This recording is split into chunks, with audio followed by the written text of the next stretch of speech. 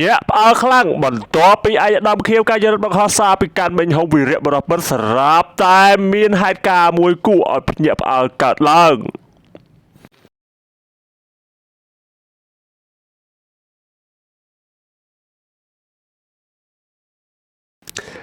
កាលពីថ្ងៃទី20ខែកុម្ភៈឆ្នាំ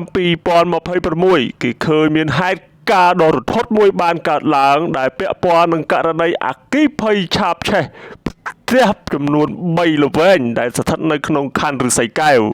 ហើយអ្វីដែលគួរឲ្យចាប់អារម្មណ៍នោះគឺគេសង្កេតឃើញរូបភាពបង្ហោះចែកចាយពេញបណ្ដាញសង្គមពាក់ព័ន្ធនឹងកីឡាករកាន់មេញហុងដែលម្នាក់ៗ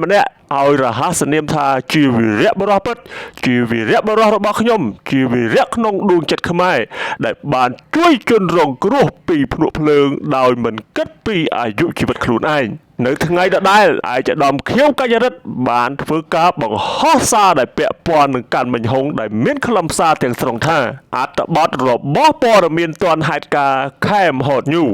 វីរៈបុរសពិតកីឡាករប្រដាល់កាន់មិញហុងប្រថុយជីវិតតោងជញ្ជាំងឡើងទៅទម្លុះដំបូលមុនគេដើម្បីជួយសង្គ្រោះជីវិតមនុស្សបាន5នាក់ដោយប្រាប់ពីមូលហេតុពីដំបូងឡើង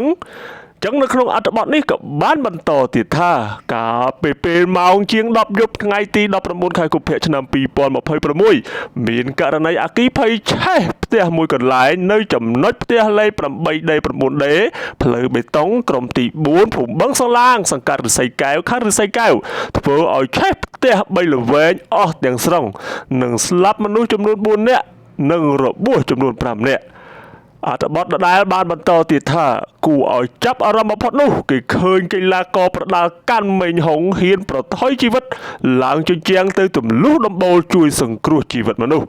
កីឡាកររូបនេះបានបញ្ជាក់ពីមូលហេតុដែលទៅជួយសង្គ្រោះព្រោះដឹងថាក្នុងផ្ទះនេះមានមនុស្សច្រើនហើយមានក្មេងទៀតមេញហុងបញ្ជាក់ថាខ្ញុំអត់អីទេគ្រាន់តែអំបាយចូលជើងបន្តិចព្រោះជើងខ្ញុំធាក់កញ្ចក់ពីដំបងឬប៉ាខ្ញុំប្រាប់ថាឆេះឃើញអ្នកស្គាល់ក៏សុំគេជិះម៉ូតូជាមួយទាំងអត់អាវដោយឮថាភ្លើងឆេះខ្លាំងមានជាប់ក្មេងនៅក្នុងនឹងបានខ្ញុំហ៊ានឡើងឮសំឡេងគោះឲ្យជួយ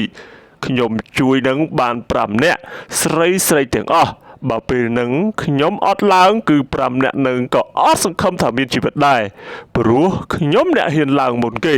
អ្វីដែលគួរឲ្យភ្ញាក់ផ្អើលនោះបន្ទាប់ពីឯកឧត្តមខៀវកាយរដ្ឋបានបង្ហោះសារដែលពាក់ព័ន្ធនឹងវីរៈបុរសពិតកាន់មិញហុងបែបនេះស្រាប់តែមានហេតុការណ៍គួរឲ្យភ្ញាក់ផ្អើលកើតឡើងគឺបណ្ដាក្រុមហ៊ុនធំជាច្រើនក៏ដូចជាសប្បុរសជនបានឧបត្ថម្ភជាទឹកប្រាក់ទៅដល់កាន់មេញហុងជាបន្តបន្ទាប់ក្នុងនោះគឺឃើញមានក្រុមហ៊ុនធំ